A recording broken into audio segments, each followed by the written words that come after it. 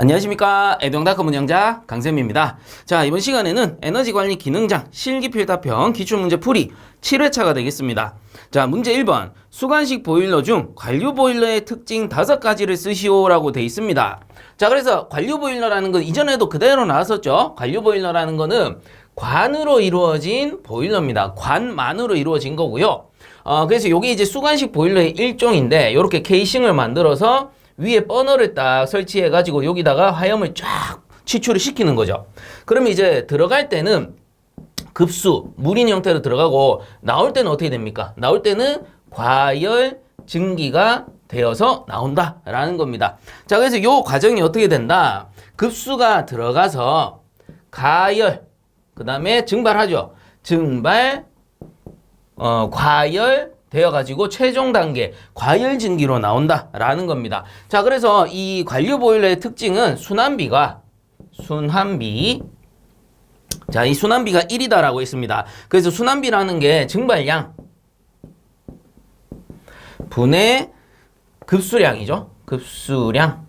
자, 그래서 순환비가 1이다라는 소리는 무슨 말이에요? 예를 들어 급수량이 100이 들어가면 증발량이 100이 되어 나온다 이 뜻이에요. 그래서 물이 100% 증기로 바뀌기 때문에 순환비가 1이다라는 소리입니다. 그래서 여기서 봤듯이 급수가 들어가면 가열 증발 과열되어서 최종 단계는 과열 증기 상태로 나오기 때문에 당연히 어때요? 급수가 들어가면 모두 증기로 바뀌었다라고 볼 수 있는 거죠. 그래서 습증기가 아니고 과열 증기 상태로 나오기 때문에 모두 증기로 바뀐 순환비가 1이다라고 보는 겁니다. 자, 그래서 이렇게 이제 간혹 제가 그림을 그려드리면 쌤, 어떨 때는 위에서 밑으로 순환하고 어떨 때는 밑에서 위로 순환하게 그리던데 뭐가 맞습니까? 이렇게 여쭤보는 분들이 있어요. 그래서 사실상 의미가 없는 거죠. 둘 다 맞는 거예요. 설계하기 나름이고요. 어떻게 만드느냐의 차이지 사실상 뭐 밑에서 위로 가나 위에서 밑으로 가나 그리고 또 이렇게 그릴 수도 있습니다. 이쪽에서 이렇게 들어와서 관을 이렇게 짜가지고 위에서 다시 내려서 이렇게 돌려서 내릴 수도 있어요. 자, 그럼 어떻게 돼? 들어갈 때 요게 급수입니다. 그죠? 요게 급수고 나올 때 요게 과열 증기죠. 그럼 이건 뭐예요? 위쪽으로 가면서 한번 타고 내려오면서 한번 더 탄다라는 거예요. 그래서 이런 건 뭐예요? 귀뚜라미 보일러죠. 귀뚜라미 보일러. 옛날에 선전할 때 2번 태우는 보일러에서 위로 가면서 타고 밑으로 가면서 한 번 더 탄다라고 해서 귀뚜라미 보일러입니다. 그래서 이거를 위로 갔다 내릴 수도 있고 아니면 내려왔다 또 올릴 수도 있어요. 배관을 어떻게 짜느냐에 따라서 달라지긴 하겠지만 어쨌든 관이 이렇게 짜여져 있는 거고 순환 사이클은 위로 올릴 수도 있고 내릴 수도 있고 이건 뭐예요? 설계하는 사람이 마음대로 그렇게 할 수 있다라는 겁니다. 효율을 극대화하기 위해서 배관을 어떻게 짜느냐의 차이지 이게 맞다 저게 맞다 이런 건 아니죠. 다만 우리는 이제 문제에 맞추기 위한 특징을 잘 알아두시면 된다라는 겁니다. 그래서 이 관류 보일러라는 것은 엄밀히 따졌을 때 수관식 보일러의 일종이고요. 수관식 보일러는 원래 기수드럼과 수드럼이 있는데 그 드럼조차도 다 빼버리고 어떻게? 관만으로 이루어진 보일러다. 이렇게 알아두시면 되는 거죠. 자, 그래서 특징을 한번 살펴보게 되면 첫 번째 나옵니다. 순환비가 1이므로 드럼이 필요 없죠. 기수드럼, 수드럼 없습니다. 관으로만 이루어져 있고 관 안에 있는 급수를 어떻게 해요? 가열, 증발, 과열시키는 보일러다. 그러므로 순환비가 1이므로 드럼이 필요 없다. 이렇게 알아두시고요. 그 다음 두 번째, 고압 보일러에 적합하다라는 겁니다. 자, 그래서 우리가 보일러를 크게 나누게 되면 원통형 보일러와 수관식 보일러로 나누는데 원통형 보일러는 직경이 큰 통이고요. 수관 보일러는 요 관이기 때문에 직경이 작은 보일러입니다. 그럼 제가 어떻다라고 했어요? 이 직경이 크면 클수록 압력에 견디는 힘이 작다라고 했죠. 그렇기 때문에 직경이 큰 보일러일수록 저압 보일러로 들어가는 거고 직경이 작은 보일러일수록 압력이 커진다. 고압 보일러에 속하게 된다라는 겁니다. 그래서 원통 보일러랑 비교했을 때 수관 보일러가 고압 보일러에 속하기 때문에 수관 보일러에 속하는 관류 보일러 역시도 어때요? 고압 보일러에 적합하다. 이렇게 보시면 되고요. 그 다음 세 번째, 완벽한 급수 처리를 해야 한다라는 겁니다. 왜? 관으로만 이루어져 있고요. 관이 막혀버리면 어떻게 돼? 이물질이 들어가서 막혀버리면 순환이 안 되고 잘못하면 고장 나는 거죠. 그렇기 때문에 얘는 직경이 작은 관으로만 이루어져 있기 때문에 청소와 관리가 어렵습니다. 그렇다 보니 처음부터 깨끗한 급수를 행해주는 게 좋겠죠. 그러니 완벽한 급수 처리를 해야 한다라는 것이고, 자, 다음 네 번째 보시면 콤팩트한 구조로 청소 및 검사 수리가 어렵다라는 거죠. 자, 그래서 콤팩트하다 이 뭔 말이에요? 요 작은 통 안에다가 여러 개의 장치, 관으로만 이루어져 있지만 관만 있는 게 아니겠죠. 그 외에도 폐열 회수 장치가 이 통 안에 들어갈 수도 있는 거고 안전장치, 기타 계측 장치 이런 것들이 싹 다 들어가 줘야 됩니다. 그렇다 보니까 이 작은 구조 안에 콤팩트하게 조밀조밀하게 넣다 보니 어떻게 돼요? 구조가 복잡한 거예요. 그렇다 보니까 구조가 복잡하니까 청소 및 검사 수리가 어렵다라는 거죠. 그리고 관으로만 돼 있다 보니까 원통 보일러는 우리가 들어가서 청소하면 되는데 관이기 때문에 더욱더 어려운 거고. 자, 그 다음 5번째. 전열 면적에 비해 보유 수량이 적어 가동 시간이 짧다라는 겁니다. 원통 보일러는 통이 크기 때문에 보유 수량이 많아요. 근데 관으로 돼 있으니까 이 관 안에 들어가는 수량은 한정되어 있겠죠. 그렇다 보니까 보유 수량이 작습니다. 보유 수량이 작다라는 말은 똑같은 열을 가해도 수량이 적으니까 금방 증발하겠죠. 자, 그래서 전열 면적에 비해 보유 수량이 적고요. 그로 인해 가동 시간이 짧아요. 뭐예요? 증기로 바뀌는 시간이 짧다. 예열 부하가 작다. 이렇게 보시면 됩니다. 그래서 예열 부하가 작다 또는 예열 시간이 짧다 아니면 가동 시간이 짧다 이렇게 보시면 된다라는 거죠. 그 다음 6번째. 정확한 자동 제어 장치를 설치해야 한다. 콤팩트한 구조다 보니까 안전장치가 조금만 작동을 잘못해도 위험할 수가 있다라는 겁니다. 그렇기 때문에 정확한 자동 제어 장치를 설치해 줘야 된다. 자, 이렇게 보시면 되겠죠. 그래서 이전에 나왔던 내용이지만 한 번 더 복습한다 생각하시고요. 조금 더 디테일을 잡았다라고 보시면 됩니다. 자, 그래서 1번 문제는 이 중에 5가지 여러분들이 잘 정리하셔서 작성해 주시면 되겠습니다. 자, 다음 2번 문제. 가정용 온수 보일러에 설치하는 팽창 탱크의 설치 목적 2가지를 쓰시오라고 되어 있습니다. 자, 그래서 이 팽창 탱크인데요. 팽창 탱크라는 거는 우리가 보일러가 이렇게 있을 때 이 보일러가 뭐냐? 온수 보일러입니다.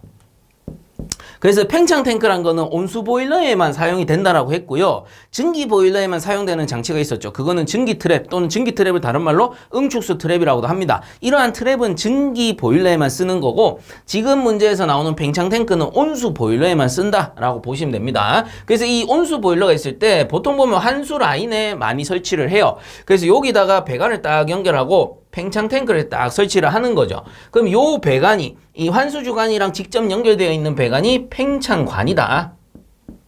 그래서 여기서 이제 온수의 최적 팽창을 바로 다이렉트로 흡수를 해주는 겁니다. 팽창관에 연락이 되어 있다 보니까. 그리고 그 외에도 여러 가지 그 설치 목적, 사용 목적이 있는데 배관을 딱 이해를 하면 돼요. 그래서 개방식 팽창 탱크만 딱 떠올려 보시면 되는데 이 팽창 탱크에는 여러 가지 배관이 설치되어 있는데 그 중에 주된 관이 팽창관인 거고 그 외에도 배기관이 있고요. 배기관은 뭐냐? 이 배관 안에 또는 탱크 안에 보일러 안에 공기가 차 있다면 공기를 빼주는 겁니다. 그리고 또 하나 급수관도 있죠. 급수관. 그래서 급수관을 연결해가지고 이 팽창 탱크는 항시 이렇게 물이 차 있단 말이에요. 그 보일러도 마찬가지 물이 가득 차 있을 건데 온수 보일러니까 보일러에도 온수가 가득 차 있다. 그럼 운전 중이라고 한다면 이 물이 온수죠. 따뜻한 물입니다. 그럼 여기 있는 것도 당연히 온수겠죠. 계속 순환할 테니까. 그러면 급수를 행해주게 되면 어떻게 돼요? 차가운 급수가 여기서 통에 들어감으로써 예열 효과가 있다라는 거죠. 이렇게 급수관도 설치를 하는 거고. 자, 그 다음에 오버플로우관. 이거 넘치는 거 방지하기 위해서 오버플로우관 이라는 것도 설치를 하고 그리고 팽창 탱크도 청소해줘야 되니까 물을 뺄 수 있는 배수관도 설치합니다. 배수관. 그리고 또 안정관이라고도 하고요. 또 한 가지 있는데 이게 이제 안정관이라고도 하고 다른 말로 뭐라 그래요? 방출관이라고도 해요. 방출관. 방출시킨다.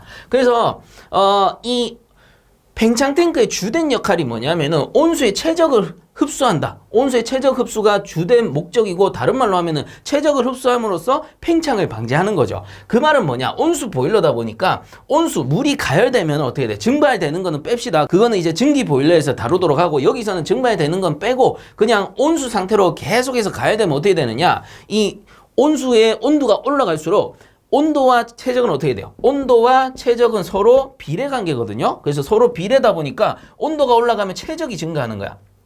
자, 그렇다 보니까 보일러 내부는 밀폐된 용기잖아요. 그러면 이 상태에서 물이 가득 차 있어. 그 상태로 계속 가열하면 어떻게 돼요? 최적이 증가하다 보니까 최적이 증가하면 어떻게 돼요? 밀폐된 용기니까 압력도 같이 증가해버리겠죠. 그래서 안전장치 제대로 동작하지 못하면 파열될 수가 있다는 겁니다. 그렇기 때문에 이 팽창관이라는 것은 결국 이 온수의 온도가 올라감으로써 최적이 증가하게 되면 여기 팽창 탱크 위에 수위가 이렇게 올라가 버리게 되겠죠. 그래서 수위가 올라가게 되면 요 위쪽에 있는 공기층에서 이걸 흡수하는 겁니다. 흡수했다가 원래대로 되돌아가면 다시 이렇게 넓어지는 거고. 자, 이렇게 흡수했다가 풀었다가 흡수했다 풀었다 하면서 온수의 최적 팽창을 흡수하는 건데 뭔가 이상현상이 발생했어요. 뭔가 이상현상이 발생해서 수위가 갑자기 급격하게 확 올라가 버린 거야. 이게 서서히 올라오면은 오버플로어관에서 물을 빼주면 돼요. 근데 급격하게 올라오면은 오버플로어관에서 순간적으로 대처가 안 되니까 이게 확 올라와서 가득 찼어. 그러면 안전관에서 이걸 빼주는 겁니다. 최종적으로. 그래서 안전을 지켜주기 때문에 안전관 또는 다른 말로 방출시키기 때문에 방출관 이렇게 부른다라고 보시면 됩니다. 그래서 요 배관 설명하면서 기본적인 팽창 탱크의 역할 지금 제가 다 설명해 드린 거예요. 그래서 위쪽에 공기층에서 온수의 최적 팽창을 흡수하는 역할을 하는 겁니다. 자, 그래서 하나씩 봅시다. 첫 번째, 온수의 최적 팽창 및 이상 팽창 압력을 흡수할 수 있다. 자, 온수의 온도가 올라가면 최적이 증가하게 되고, 최적이 증가하게 되면 밀폐된 용기 안에 또는 배관 안에서는 당연히 압력이 증가하게 됩니다. 그래서 이 압력이 최종적으로 증가하면 이상 현상이 생기니까, 문제가 발생하니까 온수의 최적 팽창 및 이상 팽창 압력을 흡수해야 된다라는 거죠. 그게 어디서 합니까? 요 팽창 탱크에 있는 공기부에서 이거를 흡수했다 돌렸다 하면서 이걸 흡수해 준다라는 겁니다. 자, 다음 두 번째, 장치 내에 공기 빼기가 가능하다. 그래서 이 공기부가 있고요. 그리고 장치 안에 만약에 이 기포가 들어있다. 그럼 순환하다가 기포가 이렇게 위쪽으로 빨려 올라갑니다. 위쪽에 공기층이 있다 보니까. 근데 만약에 이 팽창 탱크가 없다 치면은 장치 안에 또는 배관 안에 기포가 계속 같이 순환하겠죠. 자, 이때 공기가 너무 많이 들어차게 되면은 순환이 잘 안 됩니다. 순환도 잘 안 되고요. 우리가 펌프에서도 배웠잖아요. 펌프 안에 공기가 차면은 대기압이랑 이 큰 차이가 없기 때문에 이 흡입을 잘 못하죠. 흡입을 잘 못하니까 당연히 순환을 못 시키는 겁니다. 그래서 장치 내부의 급수의 순환을 저해할 수 있고요. 공기가 차 있으면. 그리고 공기가 차 있는 만큼 공기는 열을 가지고 있지 않잖아요. 열은 다 온수가 가지고 있습니다. 그 온수가 차 있을 공간을 공기가 차 있는 거기 때문에 열 손실로 이어지는 거죠. 그 공간을 온수로 가득 채워버리면 그만큼 열 효율이 높아지는 거고, 그렇다 보니까 장치 내에 있는 공기 빼기를 한다라는 겁니다. 어디서? 배기관에서. 공기가 이렇게 끌려 올라가서 공기부에서 이렇게 바깥쪽으로 빠지는 거예요. 그리고 쌤, 배기관은 왜 꺾여 있어요? 왜 꺾여 있습니까? 바깥쪽에 노출돼 있으면 비가 이렇게 오게 되면 비가 안쪽으로 들어가는 걸 방지해 주는 거죠. 자, 그다음 세 번째 봅시다. 장치 내 일정 압력 유지가 가능하다. 이거 이해 가시죠? 온도 올라가면 최적이 올라가고 압력이 올라가기 때문에 요거를 흡수해 주면은 당연히 압력 조절이 된다라는 거죠. 그래서 일정 압력으로 압력 조절을 해줄 수 있다. 자, 그럼 네 번째, 보일러수 부족 시 보충수 공급을 할 수 있다. 여기 급수관이 있죠. 그리고 예열되어 들어가는 효과도 있다라는 겁니다. 자, 그 다음에 다섯 번째 보시면 팽창된 온수의 넘침으로 인한 열 손실을 방지할 수 있다라는 겁니다. 자, 그래서 이 팽창 탱크가 있음으로 해서 온수의 최적이 증가하면은 이걸 흡수했다 돌렸다 하면서 내부에 있는 급수의 양도 유지를 시키는 거예요. 부족하면 급수를 또 행해주는 거고. 근데 만약에 팽창 탱크가 없어버리면 보일러만 존재한다. 그러면 팽창된 온수가 어떻게 돼? 보일러에만 집중되어 있으니까 이 최적이 순간적으로 팽창하면 보일러 안쪽에서 이렇게 넘쳐 나올 수 있죠. 그러면 온수 자체가 열을 가지고 있잖아요. 그럼 이 열을 가지고 있는 온수가 넘쳐버리면 어떻게 돼? 당연히 손실인 거죠. 왜? 그 온수를 그대로 순환시키면 방열기 쪽에서 유효하게 쓸 수가 있으니까 효율이 증가하는 건데 넘치면 당연히 손실입니다. 그래서 이런 거를 또 팽창 탱크를 설치함으로써 방지해 줄 수 있다라는 거죠. 그래서 급격한 이상현상이 아니라면 요거 흡수했다 돌렸다 함으로써 이 넘침 사고도 방지할 수 있는 겁니다. 자, 그래서 다섯 번째, 팽창된 온수의 넘침으로 인한 열 손실을 방지할 수 있다. 자, 요렇게 이해 한번 하시고 딱 정리를 해주시면 됩니다. 자, 그래서 이번 문제 이 중에 여러분들이 두 가지 작성해 주시면 되겠습니다. 자, 다음 3번 문제, 난방부하가 10만 kcal/h, 급탕부하가 3만 kcal/h, 배관부하가 25%, 예열부하가 20%인 온수 보일러의 전격 출력을 구하시오. 단 출력 저하 개수는 1이다 라고 돼 있네요. 자, 그래서 요거 공식 하나 알고 계시면 되죠. 그래서 QT라고 했을 때 Q1 더하기 Q2에다가 여기에 1 더하기 알파에 베타라는 공식이 있었죠. 그리고 나누기 K, 요 K가 출력 저하 개수였습니다. 자, 그래서 여기서 뜻하는 게 뭐예요? Q1, Q2가 난급이죠. 난방부하 급탕부하입니다. 그 다음 1 더하기 알파가 배관부하, 그 다음 베타가 예열부하라고 했습니다. K가 출력 저하 개수. 그래서 출력을 저하시키는 요인. 그래서 요거를 이제 그대로 풀게 되면은 전격 출력이 나온다. 일종의 뭐 보일러의 용량입니다. 자, 그래서 요거 그대로 넣으시면 되는데 일단은 그대로 한번 넣어 봅시다. 출력 저하 개수가 여기서 1이래요. 뭐 사실상 이거 생략해도 되는데 그냥 1 이렇게 적습니다. 우리는 계산 과정을 적어줘야 되니까. 그 다음 난방부하가 10만. 그래서 1, 0, 0, 하나, 둘, 셋. 그 다음에 더하기. 급탕부하가 3만. 3, 하나, 둘, 셋, 넷. 이렇게 묶어주면 되죠. 그 다음에 곱하기 1 더하기, 자, 이제 문제가 되는 게 배관부하와 예열부하입니다. 그래서 배관부하 알파, 요거를 지금 25%라고 줬고요. 그 다음에 베타 같은 게, 20% 요렇게 줬습니다. 그래서 얘가 배관부하, 얘가 예열부하다. 이렇게 보시면 되죠. 자, 그래서 우리가 이전 문제에서는 지수로 줬었어요. 지수로 해가지고 배관부하 같은 경우는 지금 같으면 0.25로 줬고 예열부하는 1.2 이렇게 줬었죠. 이전 문제 같은 경우에는. 근데 이번 문제는 어떻게 되느냐? 그냥 퍼센트로 준 겁니다. 퍼센트로. 그래서 이거는 여러분들 알아서 집어넣으세요 하고 이제 평가를 보는 거죠. 그래서 이 배관부하와 예열부하는 제가 뭐라고 했습니까? 손실이라고 했죠. 손실. 그렇기 때문에 어떤 개념이야? 보정하는 개념이다라고 했죠. 그래서 우리가 보일러의 용량, 전격 출력을 계산할 때 난방부하, 급탕부하만 따지면 안 된다라고 했어요. 왜냐? 배관부하, 배관이 방열기까지 가면서 손실되는 방열량이 있을 거고 예열부하, 차가운 물을 증기로 바꾸는 데 필요한 열량이 있잖아요. 그걸 제외하고 난방부하, 급탕부하만 더한다? 말이 안 되는 거죠. 보일러의 용량이 작아지는 겁니다. 그렇다 보니까 이런 손실까지 보정해서 더해줘라 이 뜻입니다. 자, 그래서 집어넣으실 때는 지수를 어떻게 그냥 여러분들 이렇게 바꿔서 집어넣어 주시면 된다라는 겁니다. 왜냐? 공식에 맞춰서 넣는 거니까. 그래서 1 플러스 0.25 하면 어떻게 돼? 0.25 하면 이 최종 값이 1.25가 나올 거고요. 그 다음 곱하기 베타 같은 경우에는 1.2 그대로 넣으면 되죠. 그래서 제가 손실을 보정할 때는 항시 1. 얼마 이렇게 들어가야 된다라고 했습니다. 그 왜 그러냐? 예를 들어 100이라는 값이 있어요. 그럼 100이라는 값에 손실을 보정한다라는 거는 이 배관부하와 예열부하를 더해주세요 라는 뜻이잖아요. 그러면 우리 배관부하만 합시다. 배관부하가 25%니까 여기 25%를 더하면 어떻게 되는 거예요? 25% 더하면은 125가 나와야 돼. 근데 만약에 0.25를 곱하잖아요. 그럼 100 곱하기 0.25를 하게 되면 25%이기 때문에 25라는 값이 나와요. 하지만 100 곱하기 1.25 하게 되면 어떻게 되죠? 125가 나온다라는 소리예요. 그래서 이게 무슨 말이었냐? 자, 0.25는 그냥 25% 곱하는 개념이었고 1.25는 1.25 100이기 때문에 25를 더하는 개념이었죠. 그래서 100%에 25를 더하는 개념입니다. 그래서 정확히 개념으로 따지면 100 더하기 25% 한 거죠. 100에서 25% 더해. 거기에다가 나누기 100 하면 어떻게 돼요? 120에다가 100을 나눈 거니까 1.25가 되는 거예요. 이런 개념으로 접근을 하셔야 된다는 거예요.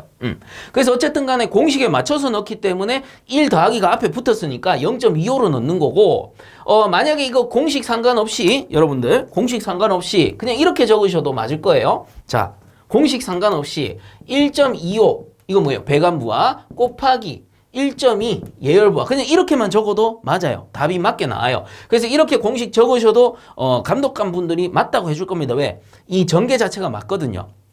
근데 간혹 보면 이 공식 자체를 물어보는 문제가 있기 때문에 해설에서는 어떻게 한 거예요? 이 공식에 맞게끔 풀어준 거예요. 그래서 1 플러스 알파죠. 1 플러스 알파기 때문에 25%를 0.25로 바꿔서 넣는 겁니다. 0.25 그럼 어떻게 돼? 1.25 되는 거예요. 요 값이 1.25잖아요. 그 다음 곱하기 요거는 자동적으로 1.2를 넣으셔야 돼요. 그래서 여러분들이 보정이기 때문에 항시 앞에 1이라는 숫자가 붙어야 된다. 요거를 딱 알고 계시면 됩니다. 자, 그래서 요 상태에서 계산을 한번 해보시게 되면 이게 195000입니다. 195000 킬로칼로리 퍼 아워가 나오죠. 자, 단위 환산 한번 해드리면 요게 부하가 어떻게 됩니까? 난방부하, 급탕부하가 킬로칼로리 퍼 아워로 나왔어요. 그 얘들은 어차피 지수기 때문에 단위가 없습니다. 그럼 계산하면 당연히 킬로칼로리 퍼 아워 나오는 겁니다. 쌤, 그러면 혹시나 SI 단위로 나오면 어떻게 됩니까? SI 단위에서는 난방부하, 급탕부하가 어떻게 되냐면 그냥 킬로줄 퍼 아워로 나올 거예요. 이렇게 하니까 헷갈리네. 요게 이제 킬로줄 퍼 아워로 나올 겁니다. 그럼 킬로줄 퍼 아워 그냥 그대로 넣어주시면 돼요. 그럼 자연스럽게 최종 답안도 킬로줄 퍼 아워로 나오겠죠. 그래서 문제에 맞춰서 그렇게 풀면 됩니다. 공식이 바뀌거나 이런 건 없어요. 자, 그래서 이번 문제 같은 경우에는 여러분들 계산 공식에다가 요거를 한번 적어 주셔야 되고 계산 과정에다가 그 다음 답란에다가 단위까지 해서 요거를 한 번 더 작성해 주시면 되겠습니다. 자, 그다음 4번 문제. 보일러 연료로 사용하고 있는 도시가스가 LNG이고 이 LNG의 주성분은 메탄으로 구성되어 있을 때 1노말 세제곱미터 연소에 필요한 이론 공기량은 몇 노말 세제곱미터인지 구하시오. 이렇게 돼 있습니다. 자, 그래서 문제를 정리하자면 메탄이 1세제곱미터 탈 때 이론 공기량을 구해라 이 뜻이거든요. 자, 그러면 기본적으로 메탄의 완전 연소 반응식을 알고 계셔야 됩니다. 그래서 CH4가 메탄이었죠. 이 메탄이 산소와 화합하는 거를 우리는 연소한다라고 해요. 산화 반응이라고도 부르고. 자, 그래서 생겨나는 게 뭐냐면은 CO2와 H2O가 생성이 됩니다. 연소를 하게 되면. 자, 그래서 CH가 뭐예요? 탄화수소계죠. 그래서 탄화수소계 요거를 연료라고 하면 되겠죠. 탄화수소계 연료가 연소하게 되면 산화 반응을 일으키는데 산화 반응을 그냥 연소 이렇게 알아두셔야 됩니다. 그래서 산화 반응을 일으키게 되면 CO2와 H2O가 발생한다. 요건 꼭 알아두셔야 돼요. 이거는 딱 고정돼 있어요. CH4가 됐든 C2H6가 됐든 뭐 이건 똑같습니다. 어쨌든 간에 산화 반응을 일으키게 되면 탄화수소계죠. 탄화수소계가 산화반응을 일으키게 되면 CO2와 H2O가 발생한다라는 거고요. 그 외에 뭐 기타 물질이 있으면 뒤에 붙기는 하는데 우리가 문제 풀 때는 그렇게까지 복잡하게 나오는 경우는 잘 없고요. 그렇게 나오면 또 제가 설명을 드리겠죠. 어쨌든 기본적으로 CO2와 H2O가 발생이 됩니다. 이때 완전 연소를 하려면 어떻게 해야 되냐? 분자량이 같아야 돼요. 앞에 있는 거랑 뒤에 있는 거 분자량이 같아야 돼요. 그래서 앞에 있는 게 연소 전, 뒤에 있는 게 연소 후 생성 물질인데 앞뒤의 분자량이 같아야 완전 연소됐다라고 봅니다. 왜? 분자량이 떨어져 나가거나 차이가 있으면 남아있는 건 뭐예요? 불완전 연소된 물질이 돼버릴 테니까. 자, 그래서 분자량만 맞추시면 돼요. 어떻게 맞추냐? 앞에서부터 C랑 H부터 맞춥니다. 그래서 C가 지금 한 개잖아요. 앞에 분자량을 보니까 C가 한 개밖에 없어요. 그럼 뒤쪽에 C가 한 개야. 그럼 맞는 거고요. 그 다음 H는 4개죠. 근데 뒤에 보니까 H 2개밖에 없어. 그럼 어떻게 해야 돼? 여기 2를 써가지고 맞춰주는 거예요. 2 곱하기 2 하면 4니까. 그 다음에 이제 산소는 뒤에서 맞춥니다. 산소는 뒤에서 어떻게? 앞에 제가 2라는 걸 썼죠? 그럼 2 곱하기 5니까, 산소가 2개 있는 거고, 뒤쪽에. 그 다음 앞쪽에는 산소가 2개 있으니까 요게 2개 더하면 어떻게 돼? 총 4개가 필요하다라는 거예요. 그래서 산소가 뒤쪽에 4개가 필요하다라는 소리는 이쪽에 어떻게 합니까? 산소가 지금 2개밖에 없으니까 2를 곱해서 4개로 맞춰줘야 된다라는 거죠. 그래야지 앞에와 뒤쪽의 분자량이 같아지는 거예요. 그래서 앞뒤의 분자량을 맞추게 되면 요거는 완전 반응식이 되는 거예요. 완전 연소했다. 이렇게 보는 거죠. 그래서 요거 해설에 그대로 나오니까 요 값을 그대로 외워두셔도 되고요. 이게 메탄만 나오는 게 아니고 프로판, 부탄 뭐 이런 것도 나올 수가 있잖아요. 그렇기 때문에 그런 경우에 완전히 다 외우고 있으면 상관이 없지만 내가 까먹었어. 기억이 좀 알쏭달쏭해. 그럼 직접 적어보는 거예요. 이렇게 적어놓고 앞뒤의 분자량만 맞춰버리면 완전 반응식이 되는 거니까. 그래서 요렇게 두고 풉니다. 자, 그럼 뭘 보느냐? 우선은 지금은 메탄과 산소량을 보는 거예요. 메탄과 산소량. 그래서 이 분자량을 우리가 구해냈기 때문에 이 분자량 기준으로 보면 됩니다. 그럼 어떻게 되느냐? 아보가드로의 법칙에 의해서 이 앞에 사실상 1이라는 게 생략돼 있겠죠. 그럼 메탄이 1몰이 탄다라는 소리고 이 뒤쪽에 산소는 2몰이 탄다라는 소리입니다. 언제? 완전 연소될 때. 자, 이거를 다시 정리를 하자면 우리가 지금 문제에서 풀고자 하는 거는 미터 3승으로 풀어야 되거든요. 노말이라는 거 그냥 생략할게요. 이거는 그냥 STP 0도시 1기하 표준 상태 나타내는 거니까 단위 환산할 때는 사실 거추장스럽죠. 그래서 노말은 빼버리고 요즘에는 참고적으로 스탠다드라고 해서 S로 쓰는 경우도 많이 있습니다. 자, 어쨌든 미터 3승으로 쓰겠습니다. 그래서 아보가드로의 법칙에서는 어떻게 나타내느냐 하면은 1몰에 최적은 모든 기체 똑같아요. 아보가드로의 법칙에 의해서 22.4 리터의 최적을 가지고요. 이걸 다르게 쓰면 1km몰은 22.4 미터 3승의 최적을 가진다라는 말과 같은 거예요. 자, 그래서 그 왜 그럽니까? 딱 정리해보면 알죠. 요게 1몰이라는 것은 뭐가 1몰이 아니고 1km몰이라는 것은 1000몰과 같죠. 킬로니까. 자, 그리고 또 뭐가 있냐? 1미터 3승이란 것은 1000리터와 같대요. 그러면 몰을 킬로로 바꿨으니까 리터를 미터 3승으로 바꿀 수가 있는 거죠. 그래서 요거나 같은 겁니다. 그래서 1000단위로 바꿨을 뿐이에요. 그래서 몰로 나타내면 리터로 쓰셔야 되는 거고 킬로 몰로 나타내면 미터 3승으로 쓰셔야 된다는 겁니다. 그러면 이번 문제에서는 어떻게 돼요? 미터 3승으로 나타내야 되니까 여기 앞에 뭐가 붙어야 돼? 킬로가 붙어야 돼요. 킬로 몰로 봐야 된다는 거예요. 킬로 몰. 자, 그래서 메탄이 1km몰 연소하니까 최적이 어떻게 돼? 22.4m 삼승인 거죠. 그 다음 산소는 어떻게 되죠? 2km몰 연소하니까 2 곱하기 22.4m 삼승이 된다라는 거예요. 완전 연소할 때. 그럼 이거를 비례식을 세우는 겁니다. 메탄이 1km몰이니까 1 곱하기 22.4죠. 요거 탈 때 산소는 어떻게 됩니까? 2 곱하기 22.4m 삼승 연소하게 되는 겁니다. 그럼 문제에서 물어보는 건 뭡니까? 메탄이 1m 삼승 연소할 때 이론 산소량 먼저 구해줘야 되죠. X. 요게 이론 산소량입니다. 그래서 요거를 이론 산소량으로 제가 O0로 바꿔서 쓰도록 하겠습니다. 그래서 요걸 구해야 되니까 그냥 이렇게 비례식 세워서 풀면 돼요. 그럼 얘들 두 개 곱하고 얘들 두 개 곱하면 되겠죠. 그래서 그대로 풀면은 요 가운데부터 합시다. 2 곱하기 22.4 곱하기 1인 거고, 그럼 요 넘어가니까 1 곱하기 22.4 곱하기 O0가 되겠죠. 그러면 O0는 어떻게 됩니까? 이론 산소량은 어떻게 되냐? 얘들 내려가니까 1 곱하기 22.4 분의 2 곱하기 22.4 곱하기 1이 되는 겁니다. 그래서 이거를 계산해 보면은 저 이제 해설해 보면 나오는데 이게 2m의 삼승이에요. 여기 노말만 딱 붙이면 되겠죠. 근데 이게 뭐라고 했어요, 제가? 요거는 이론 산소량입니다. 이론 산소량. 언제? 요 메탄이 1세제곱미터, 요게 미터 삼승이죠. 1세제곱미터 탈 때 필요한 이론 산소량이 되는 거예요. 근데 중요한 건 뭐냐면은 이번 문제에서는 이론 공기량으로 구하세요 라고 했단 말이에요. 그래서 이론 공기량은 어떻게 됩니까? 우리가 부피 비료했을 때 지금 구하고자 하는 게 미터 삼승이잖아요. 자, 미터 삼승으로 구해라 라고 했거든요. 그래서 미터 삼승이라는 거는 부피비죠. 그래서 부피 조성을 했을 때 그냥 부피 퍼센트로 할게요. 부피 퍼센트로 썼을 때 질소의 양이 어떻게 되냐? 79%고요. 이론 산소, 이론 O2, 여기서 O2라고 줘야지.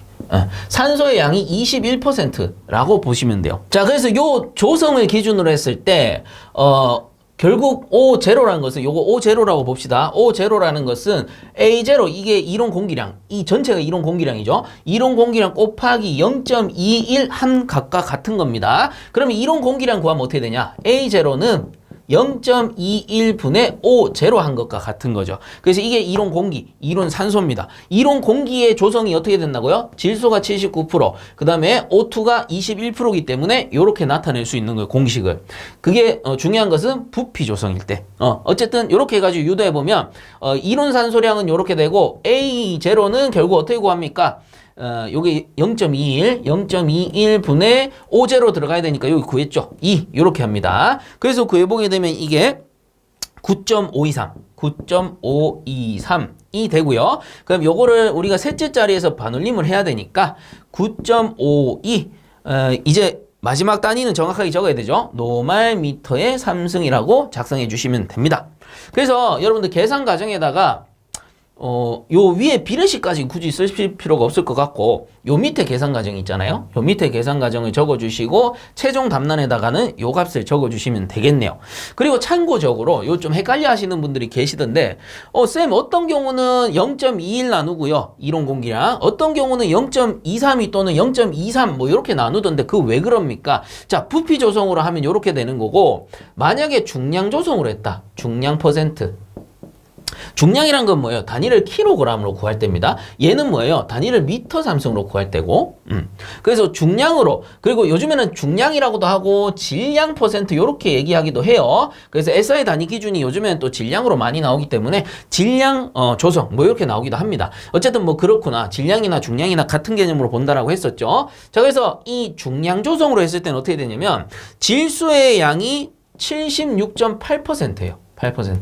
요게 질소야. 그리고 이제 산소 O2의 양이 어떻게 되는 나머지겠죠. 나머지가 23.2%로 나와요. 그래서 만약에 킬로그램으로 구하고 싶다. 요거는 미터 삼성으로 구했잖아요. 그럼 만약에 문제에서 킬로그램으로 물어봤어요. 그럼 요 값을 써야 되는 거죠. 그래서 이거 어떻게 됩니까?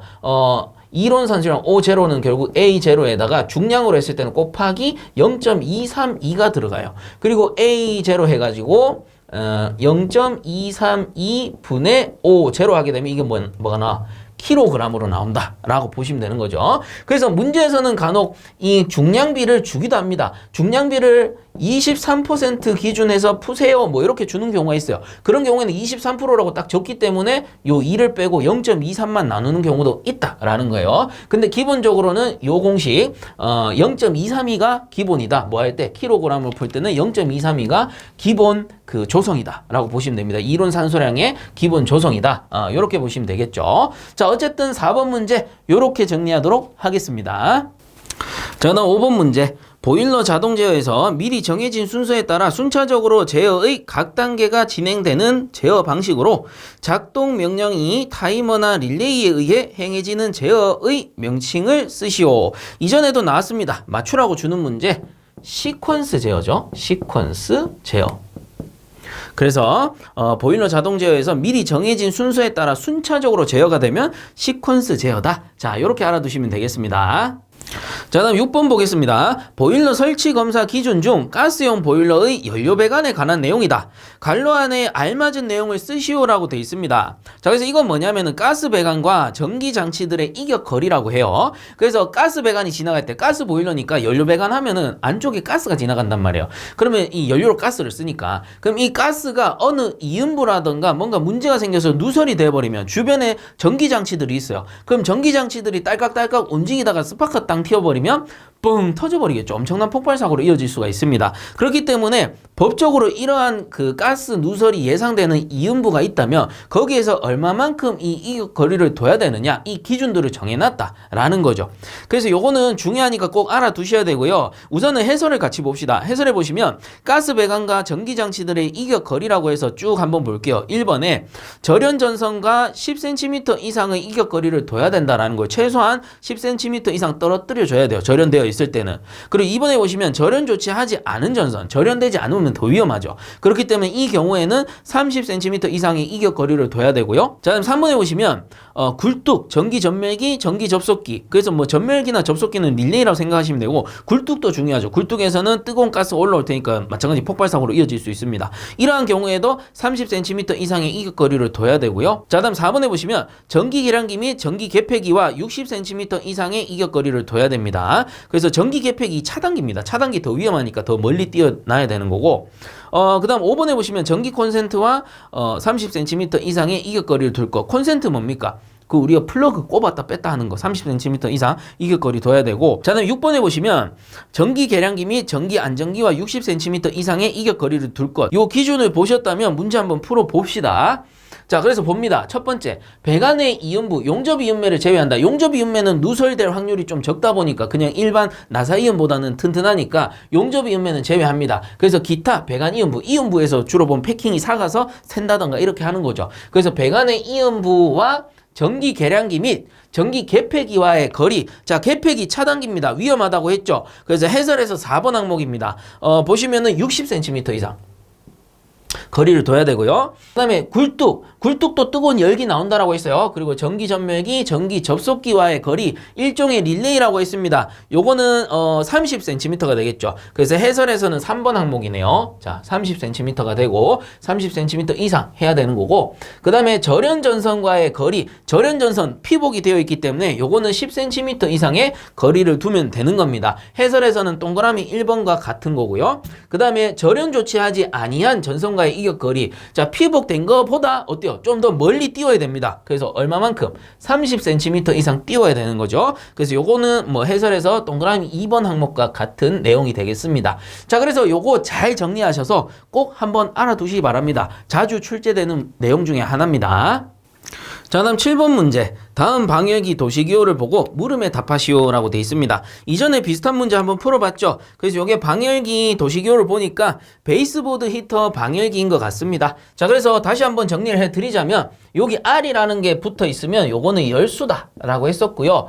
그 다음에 요거는 이제 길인데 엘리멘트 길이다. 엘리멘트 길이다. 그래서 여기서는 미터 단위로 표시가 돼 있네요. 그래서 요거는 메타 단위구나. 메타 단위 없이 뭐 1000 이렇게 적혀 있으면 1000mm 이렇게 보시면 되고요. 자, 그 다음에 여기 맨 앞에 붙어 있는 숫자, 두 번째 칸의 맨 앞에 32, 요건 32A 직경이라고 보시면 되겠죠. 직경 또는 광경이라 하는데 방열기 내 광경, 방열기 내 광경이라 보시면 되고, 문제에 따라서는 이번 문제처럼 엘리멘트 광경이라고도 나옵니다. 엘리멘트 광경 이렇게 나오기도 합니다. 그래서 어쨌든 광경이라는 말이 붙는다. 요걸 알아두시면 되고요. 그 다음에 중간에 있는 108이라는 거는 요거 핀의 크기입니다. 핀의 크기. 그 다음에 뒤쪽에 있는 건 뭐였습니까? 핀의 개수였죠. 핀의 개수. 그리고 간혹 보면 요게 이제 뭐 핀의 피치 뭐 이렇게 나오는 경우도 있다라고 했습니다. 문제에 따라서는. 그래서 같이 알아두시는 게 좋을 것 같고요. 그 맨 밑에는 똑같죠. 요거는 유입 광경, 유출 광경. 광경입니다. 이것도 광경. 유입 광경, 유출 광경 이렇게 보시면 된다라는 겁니다. 그래서 이렇게 정리하고 한번 보게 되면 엘리멘트의 관지름은 어떻게 되냐? 자, 광경 32A가 되죠. 그래서 이게 32A라고 적으셔도 되고 뭐 밀이라고 적으셔도 되고 상관없을 것 같습니다. 그 다음에 핀의 크기라면 가운데 있는 거 108. 요게 미리 단위로 보시면 되고요. 미리 단위. 그 다음에 엘리멘트의 핀의 개수. 자, 여기 핀의 개수 세 번째 거 165. 요게 개가 되겠죠. 개수라고 했으니까. 자, 그래서 7번 문제는 요렇게 정리해 주시면 되겠습니다. 자, 다음 8번 문제. 동간 작업 시 사용하는 공구의 용도를 쓰시오 라고 돼 있습니다. 자, 그래서 가번 같은 경우는 플레어링 툴 세트네요. 그래서 플레어링 툴 세트는 뭐예요? 이 동간의 끝을 나팔 모양으로 성형해 가지고 플레어 볼트와 너트를 죄어서 그 안쪽에 있는 나팔 부분이 압축이 되는 이음새다 라고 했었죠. 그래서 동간의 끝을 이렇게 나팔 모양으로 벌리게 되고 여기에다가 플레어 너트를 넣고요. 이렇게 넣고 그 다음에 플레어 볼트를 이런 식으로 넣습니다. 이렇게 넣게 되죠. 쭉 넣습니다. 뭐 반대쪽도 그리면 이렇게 반대쪽도 그리면 여기 2가 있고 뭐 이렇게 생겼을 거예요. 그럼 요게 가운데 볼트고 요 뒤쪽이 너트입니다. 그리고 플레어 부분이 어디예요? 바로 요 부분이다 라는 거죠. 그래서 배관을 살짝 나팔 모양으로 벌려놓은 형태입니다. 그러면 볼트 너트를 이렇게 째게 되면 가운데 있는 이 플레어 부분이 어떻게 돼? 이 플레어 부분이 꽉 압착이 되겠죠. 그래서 이거를 플레어 이음이라고도 부르고 이렇게 쭉 압축이 된다라고 해가지고 압축 이음 이렇게 부르기도 한다라고 했습니다.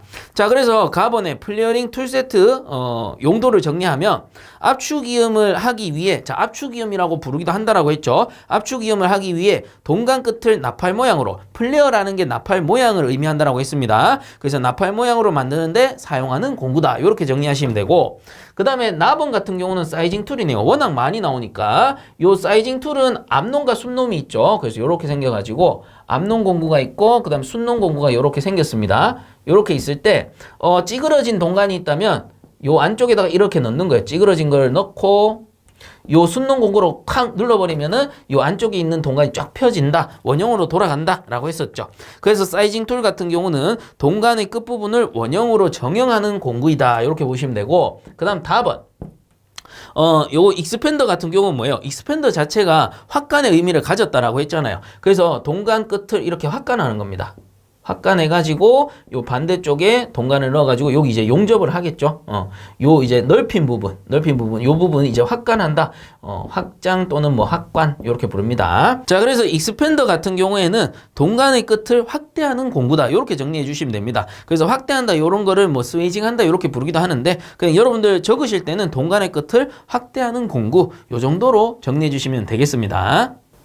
자, 그 다음 9번 문제. 다음에 설명하는 패킹제의 종류별 명칭을 쓰시오 라고 되어 있습니다. 그래서 이런 문제는 여러분들이 키포인트를 잘 잡을 필요가 있다라고 말씀을 드렸죠. 그래서 포인트 한번 잡아봅시다. 가번에 보시면 탄성이 크고 흡수성이 없으나 열과 기름에는 약하며 산 알칼리의 침식이 어렵다 라고 되어 있죠. 그래서 키포인트는 뭐냐면 열과 기름에는 약한데 산 알칼리에는 침식이 잘 안 된대요. 이 말은 뭐야? 산 알칼리에는 좀 잘 견디는 편이다 라는 말이에요. 그래서 키포인트는 열과 기름에 약하나 산 알칼리에는 좀 잘 견딘다. 이거를 약간 말을 꼬아서 내니까 헷갈리죠. 산 알칼리에 침식이 어렵다 이렇게 해버리니까 어려운 거야 좋은 거야 뭐 이렇게 헷갈릴 수 있는데 산 알칼리에 침식이 잘 안 되는 거니까 산 알칼리에는 좀 잘 견딘다라고 보시면 돼요. 그래서 이러한 특징을 가진 게 천연고무입니다. 천연고무. 말장난 치는 거에 여러분들이 휘말리시면 안 돼요. 자, 그 다음에 나번에 보시면 고무 패킹의 일종으로 합성고무 제품이며 자, 합성고무가 중요합니다. 합성고무 제품이며 천연고무의 성질을 개선시켰죠. 개선시켜서 내산성, 산성에 잘 견디고요. 내열성, 열에 잘 견디고요. 내유성, 기름의 성질에 잘 견딘다라는 뜻입니다. 자, 이런 것들이 좋고 기계적 성질이 양호하다. 자, 그럼 뭐냐? 합성 고무는 아니에요. 합성 고무라는 게 설명이 나왔으니까. 그래서 이 합성 고무의 가장 대표적인 패킹이 뭐냐? 네오프렌이다. 이렇게 알아두시면 된다라는 겁니다. 자, 그 다음에 다음번에 보시면 합성수지 패킹의 대표적인 것으로, 자, 합성수지 패킹 일단은 알아두시고 내열 범위 외우기 정말 쉽습니다. 마이너스 260에서 260도씨예요. 똑같죠? 앞뒤로. 이며 약품 기름에도 침식이 되지 않는다. 그래서 합성수지 패킹이고요. 마이너스 200에서 200도씨라고 하면은 이거는 테프론입니다. 우리 실기 작업하면 많이 보시게 될 거예요. 테프론 테이프. 요러한 이제 테이프 형식도 있고 패킹제도 있습니다. 자, 그다음에 라번에 보시면 성면을 꼬아서 만들었다. 사실상 여기서 설명이 다 됐는데 성면을 꼬아서 만들면 성면얀입니다. 성면얀 이렇게 보시면 돼요. 그래서 꼬아서 만들고 뒤쪽도 마저 봅니다. 소형 밸브라던가 수명계 콕 등 주로 소형 밸브 글랜드로 사용한다. 그래서 이 밸브의 글랜드로 사용한다라는 말은 뭐냐면은 이 밸브의 손잡이를 돌려야 되잖아요. 이렇게 손잡이를 돌리게 되면 회전부가 발생하죠. 이러한 회전부에 쓰는 패킹들을 글랜드 패킹이라 그래요. 그래서 성면을 꼬아 만들었고 소형 밸브의 글랜드로 사용을 하면은 이 성면얀이다 라고 보시면 됩니다. 그 다음 마번에 보시면 내열 범위가 마이너스 30에서 130도씨 내열 범위 알아두셔야 되고요. 이러한 정도로 약품에 강하고 내유성이 강해 증기, 기름, 약품 배관용에 사용이 된다. 증기, 기름, 약품 배관 하면은 액상 합성수지. 액상 합성수지. 이렇게 보시면 됩니다. 그래서 내열 범위 마이너스 30에서 130도씨 그리고 증기, 기름, 약품 배관 등에 사용한다. 액상 합성수지. 자, 이렇게 키포인트 여러분들이 정리 한번 해 두시고 꼭 답을 정리 한번 해보시기 바랍니다. 자, 그래서 9번 문제 이렇게 정리하도록 하겠습니다. 자, 다음 10번 문제. 시간당 증기 발생량 2000kg인 보일러가 5시간 동안 중류를 800kg 사용했을 때 이 보일러의 증발 배수는 얼마인지 구하시오. 단 보일러 급수 온도는 20도씨이다. 이렇게 돼 있네요. 자, 그래서 증발 배수 구하는 공식이 있었죠. 증발 배수라는 것은 요게 기호로 쓰게 되면 GF분의 G가 됩니다. 그래서 GF라는 게 사용 연료량이죠. 연료량이 되고 그 다음 G라는 게 뭐였습니까? 실제 증발량입니다. 중요한 거는 실제라는 거죠. 그 왜? 구분을 해야 됩니다. GF분의 G, 실제 증발량이 들어가면 증발 배수가 되고 이게 G 대신에 GE가 들어가는 경우도 있죠. 그래서 GF분의 G라고 해서 상당 증발량이 들어가는 경우도 있습니다. 그러면 이게 상당 증발량 또는 환산 증발량이라고도 하죠. 이 상당 증발량이 들어가면 이 증발 배수가 상당 증발 배수 또는 환산 증발 배수로 바뀐다라는 거고 그냥 실제 증발량이 들어가면 그냥 증발 배수다. 이렇게 알아두시면 된다라고 했죠. 그래서 공식을 이런 식으로 잘 연관지어서 알아두실 필요가 있고요. 이게 단위로 따지게 되면 어떻게 되냐면 증발량도 kg이고 연료량도 kg입니다. 그래서 kg per kg으로 쓰게 되는데 이게 의미가 뭐였어요? 증발 배수라는 거는 연료 1kg에 대한 증발 능력을 얘기하는 거예요. 그래서 아래쪽에 있는 게 연료죠. 그래서 얘가 연료의 량 kg이 되고 위쪽에 있는 게 뭡니까? 증발량에 대한 kg이 되는 거죠. 그래서 얘가 증발량에 대한 kg이다. 그래서 단위로 굳이 쓰자면 kg per kg이 됩니다. 근데 원래 환산하면 어떻게 돼요? kg 지워지기 때문에 증발 배수의 단위는 없다라고 얘기하기도 해요. 그래서 요거는 여러분들이 문제에서 맞춰서 푸셔야 되는데 우선은 한번 풀면서 제가 설명을 드리도록 할게요. 자, 공식은 나왔습니다. GF분의 G가 돼요. 자, 이때 G라는 것은 시간당 증기 발생량이기 때문에 2000 kg per hour가 되죠. 시간당이라고 했으니까. 그 다음 나누기 GF는 얼마가 됩니까? 보일러가 5시간 동안 중류를 800kg 썼대요. 그러면 800kg만 들어가는 게 아니고 나누기 5시간 해야지 이게 어떻게 돼요? kg per hour가 되죠. 5시간이니까. 그래서 위에 게 kg, 밑에 게 hour가 되는 겁니다. 자, 그러면 어떻게 돼? 단위가 통일돼서 이게 환산되어서 사라진다. 라는 겁니다. 그래서 밑에 거 5분의 800으로 쓰셔도 되고요. 우리가 계산할 때. 아니면 미리 5분의 800을 계산하면 160이거든요. 그러니까 160분의 2000 이렇게 푸셔도 상관은 없죠. 다만 단위는 똑같아요. kg per hour고 kg per hour이기 때문에 이게 사라져 버려요.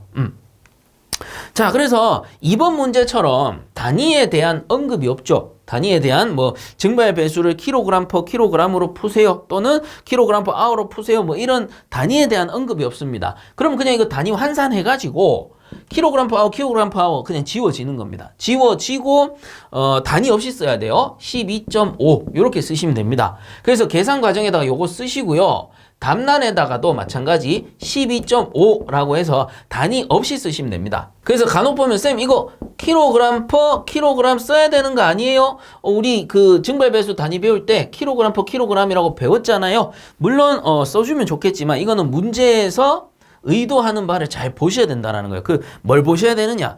이 10번 문제 같은 경우는 어떻게 물어봤느냐 하면은 이 보일러의 증발 배수는 얼마인가? 그냥 이렇게만 물어봤죠. 단위를 안 줬어요. 그러면 이거 단위 없이 써라는 소리예요. 단위 없이 물어봤기 때문에. 근데 간혹 보면 이렇게 물어보는 경우가 있어요. 가운데에 증발 배수는 킬로그램 퍼 킬로그램 적어놓고요. 증발 배수는 얼마인가? 이렇게 내면 어떻게 돼? 킬로그램 퍼 킬로그램으로 적으라는 소리예요. 이게 환산되어 사라지더라도 뭐 이게 킬로그램 퍼 아워든 아니면 킬로그램 퍼 킬로그램으로 나오든 상관없습니다. 환산되어 사라지더라도 증발 배수의 단위를 끝까지 적어달라라는 뜻이에요. 그래서 의미는 여러분들 알고 계세요. 의미는 연료 1kg당 이 발생할 수 있는 증발 양을 증발 배수라고 하는 거고 굳이 단위를 만들었으면 킬로그램 퍼 킬로그램이 됩니다.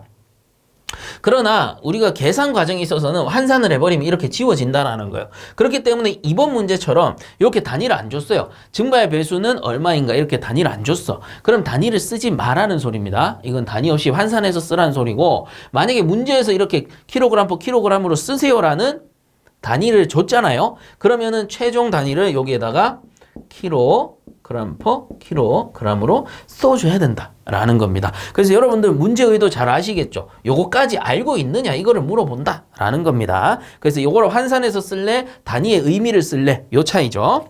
자, 그러므로 10번 문제는 이렇게 정리하도록 하겠습니다.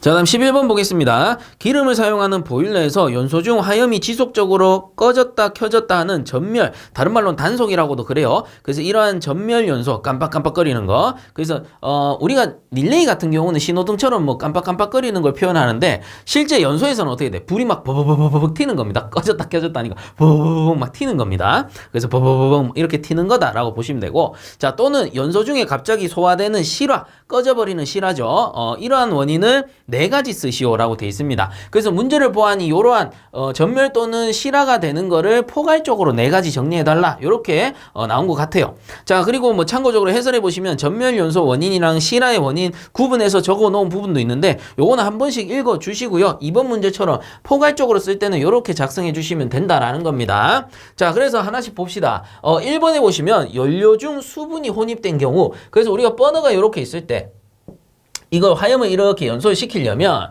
어차피 지속적으로 화염을 연소를 시켜야 된단 말이에요. 그러면 연료를 일정한 압력, 일정한 공급 압력으로 일정한 시간, 일정한 유량으로 뿌려줘야 돼요. 그래야지 이쁜 화염이 잡혀 나옵니다. 그런데 연료 중에 수분이 혼입되면 어떻게 해야 돼? 여기에 수분, 물방울이잖아요. 이렇게 물이 혼입되면 이 주변의 열에 의해서 순간적으로 이렇게 기화돼 버린다라는 겁니다. 그럼 이게 순간적으로 기화가 돼 버리니까 화염이 연소하다가 버버버벅 튀어버리겠죠. 그래서 버버버버벅 깜빡깜빡 버버버버벅 전멸되다가 만약에 수분의 혼입이 너무 많아. 그럼 이게 이 현상이 심해지면 어떻게 될까? 픽 하고 꺼져버립니다. 그래서 전멸 현상과 실화로 이어질 수 있는 거죠. 그게 첫 번째, 연료 중 수분이 혼입된 경우. 그 다음 두 번째, 연료 중에 슬러지 및 불순물이 혼입된 경우 뭐 더 말할 것도 없죠. 그래서 슬러지 불순물이 혼입되면 이 연료 노즐 여기서 분사시켜줘야 되는데 연료 노즐을 막아버립니다. 이때 조금만 막히게 되면 어떻게 돼? 연료가 공급되다 말다 이러겠죠. 그러니까 연소되다 말다 버버버벅 튀는 겁니다. 전멸되는 거고 완전히 막혀버렸어. 그럼 실화로 이어지는 거죠. 큰 덩어리가 들어가서 칵 막아버렸다. 운전 중에 칵 막아버렸다. 그럼 픽 꺼져버리는 겁니다. 그래서 연료 중에 슬러지 및 불순물이 혼입된 경우. 그럼 세 번째, 1차 공기의 공급량이 부족하거나 과대한 경우. 그래서 부족하면 불완전 연소되니까 버버버벅 튀다가 꺼져버릴 수 있는 거고, 아니면 공급량이 너무 과대한 경우, 우리 촛불 켜놓고 훅 불면 꺼져버리잖아요. 그래서 이것도 너무 순간적으로 공급량이 많아져 버리고 공기의 공급량이 많아져 버리면 훅 해서 탁 꺼져버리는 겁니다. 자, 그러한 현상을 생각하시면 되겠더라. 자, 그다음 네 번째 봅니다. 연료의 예열 온도가 너무 높은 경우, 이거 이전에 문제 풀 때 비슷한 거 나왔었는데, 연료의 예열 온도가 너무 높아버리면 어떻게 돼요?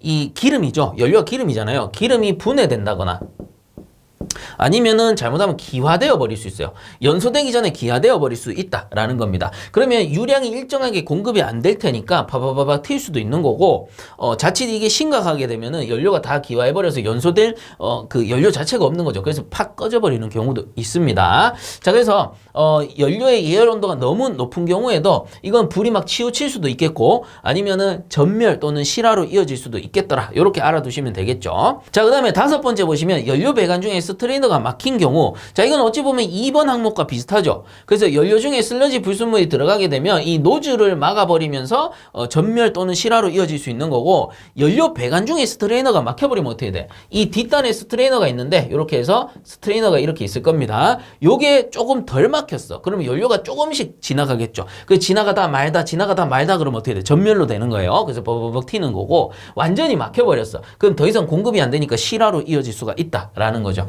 자, 그래서 이러한 항목들 5가지 잘 이해해 보시고 11번 문제 같은 경우는 이 중에서 4가지를 작성해 주시면 되겠습니다. 자, 그다음 12번 보겠습니다. 배관 이음 도시 기호는 관 이음 방법에 따라 각기 다른 기호가 사용된다. 다음 물음에 알맞은 도시 기호를 그리시오라고 돼 있습니다.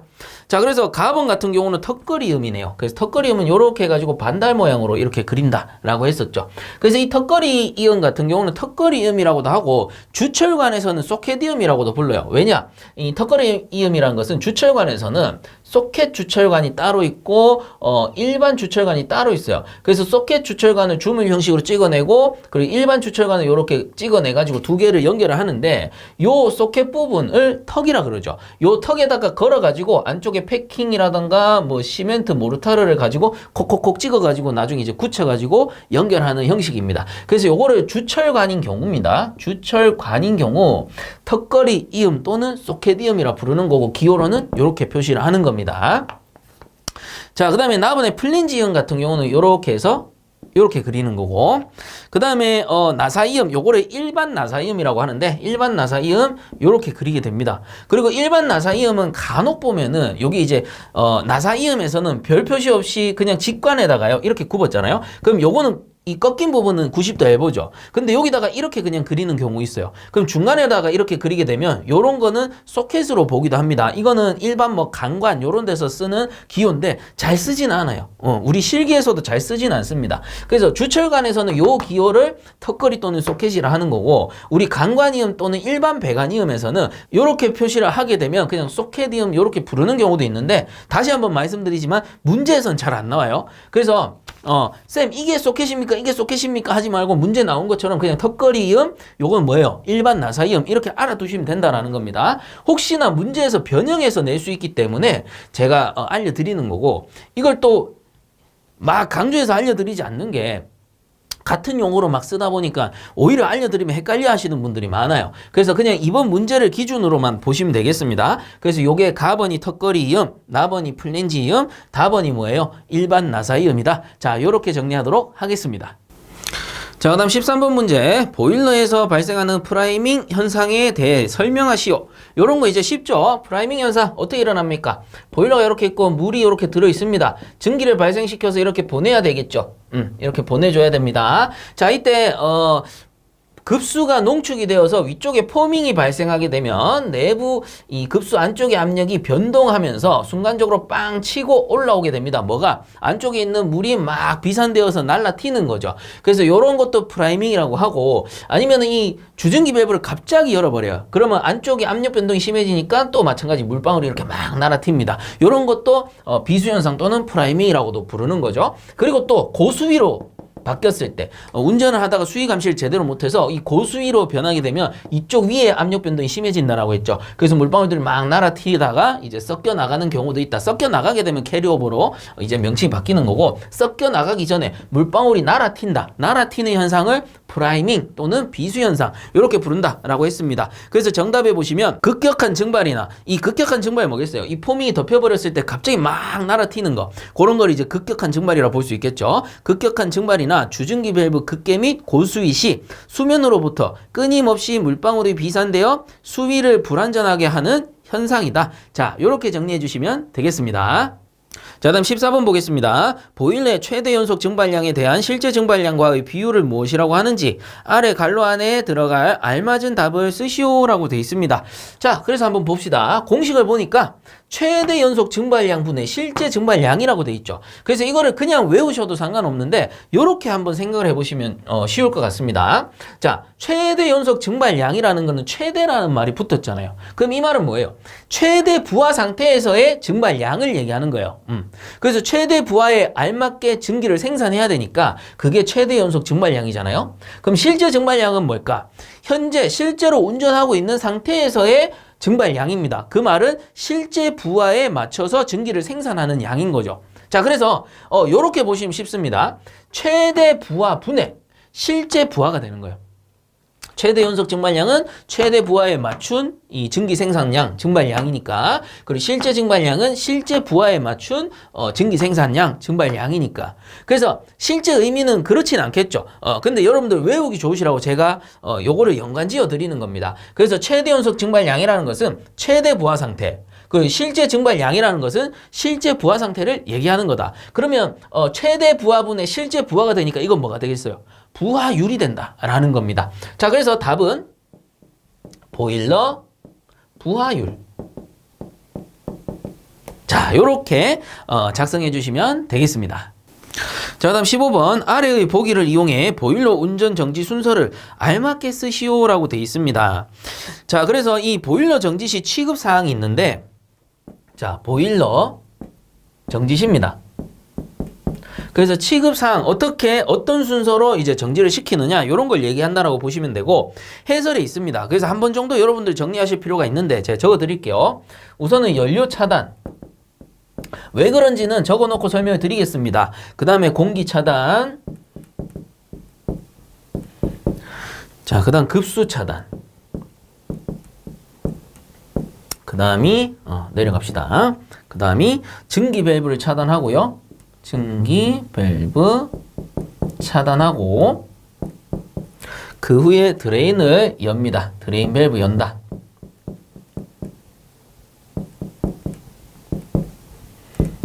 자, 그 다음에 마지막에 댐퍼를 닫는다.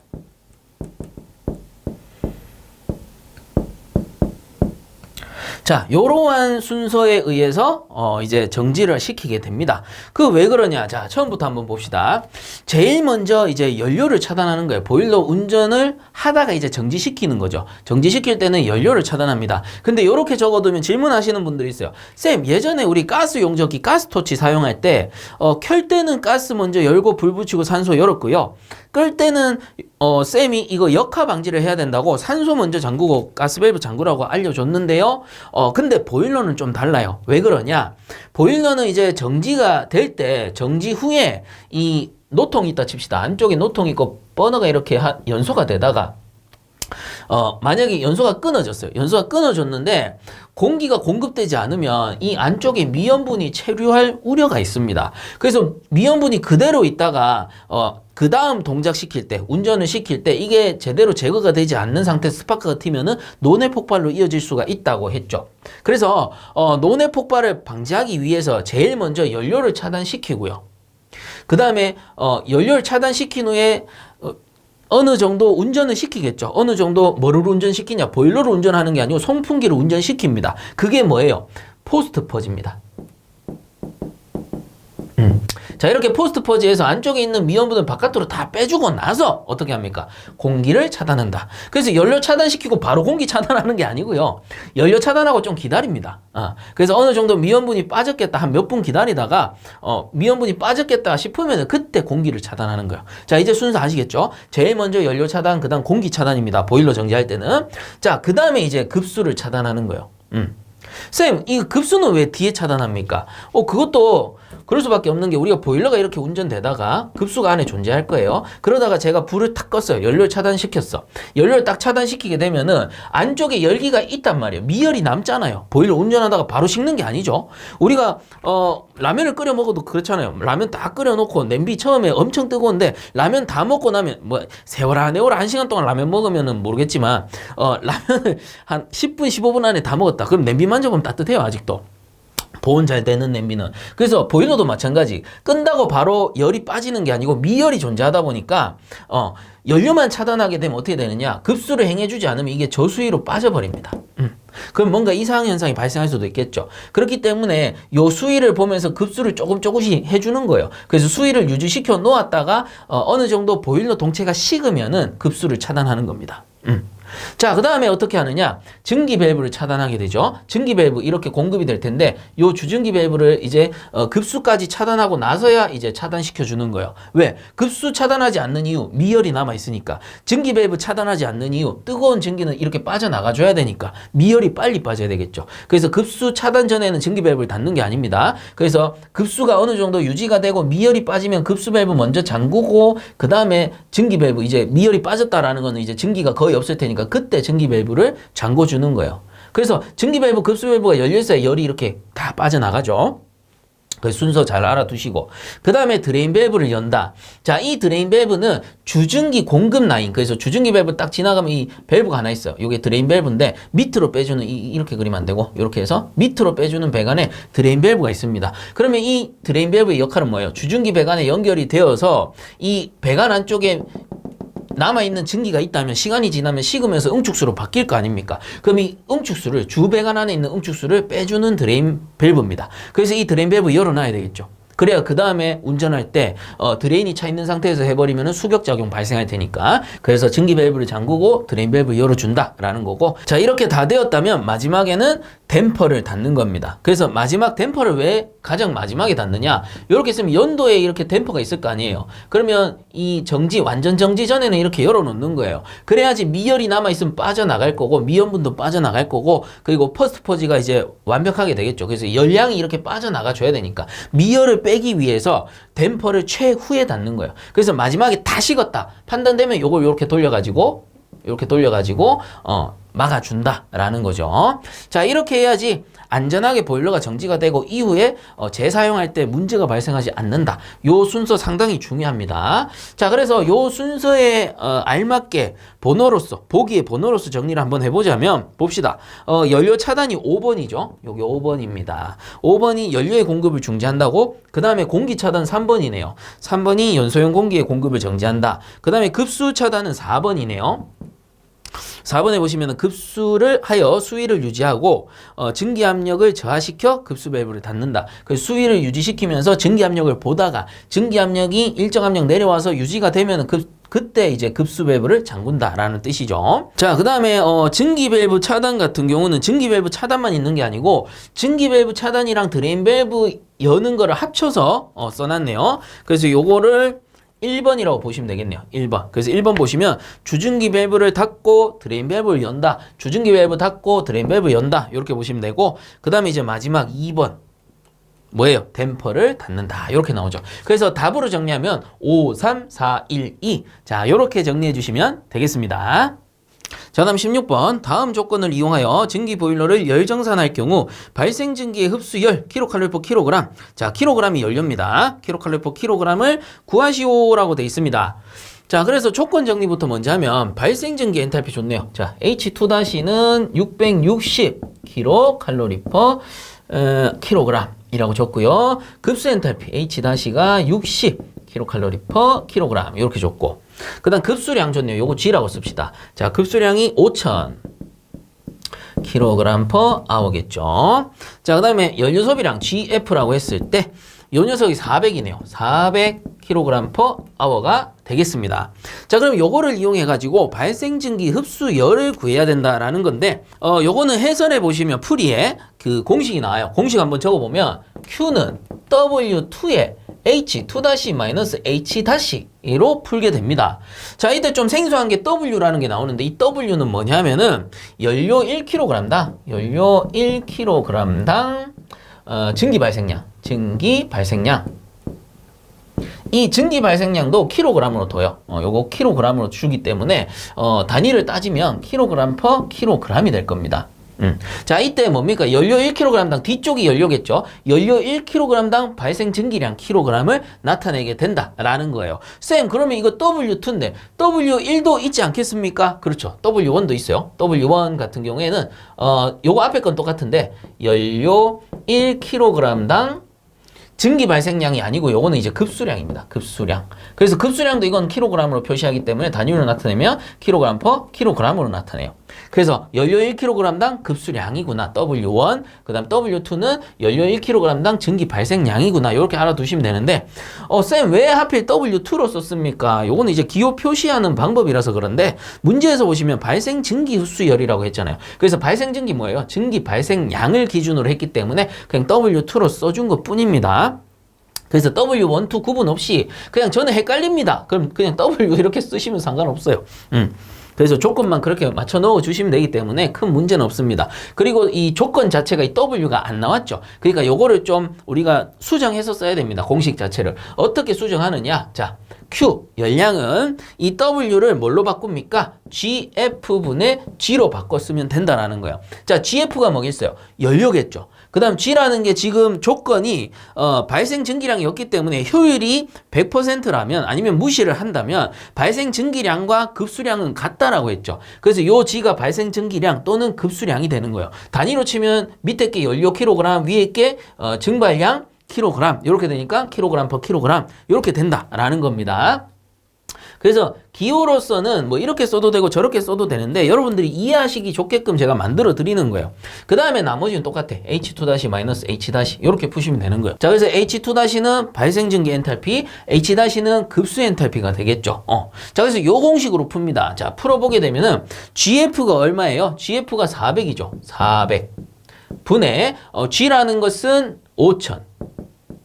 그 다음 곱하기 H2-는 660 빼기 H-는 60이죠. 60. 자, 이렇게 묶어줍니다. 그럼 단위 환산 한번 해보면 쌤, 앞에서 이거 킬로그램이라고 했는데 문제에서 킬로그램/hour로 나왔습니다. 상관없죠. 어차피 이거는 약분이 되니까. 이렇게 어차피 사라질 겁니다. 그래서 시간 단위로 주면 시간 단위로 넣으시면 돼요. 큰 의미는 없습니다. 어차피 최종 단위는 똑같으니까. 그 다음 요거 이제 엔탈피 차니까 kcal/kg이 나올 거예요. 자, 그래서 그대로 계산을 하게 되면은 어떻게 되느냐? 7500이 나오네요. 7500이 나올 거고 단위가 어떻게 돼요? kcal/kg인데 자, 요 kg이 뭐예요? 우리 W니까 연료 1kg당 증기 발생량이 되는 거죠. 그래서 요 kg이 연료를 뜻한다라는 겁니다. 그래서 연료 1kg당 증기 발생량, 그게 뭐다? 발생 증기의 흡수열을 나타낸다. 이번 문제에서 구하고자 하는 값입니다. 자, 그래서 여러분들 작성하실 때 풀이에다가 또는 계산 과정에다가 요걸 작성해 주시고 답으로는 요거 이제 단위까지 확실하게 작성해 주시면 되겠습니다. 자, 이렇게 해서 이번 회차도 마무리하도록 하고요. 열심히 준비하셔서 꼭 좋은 결과 얻으시기 바랍니다. 자, 수고들 많이 하셨습니다.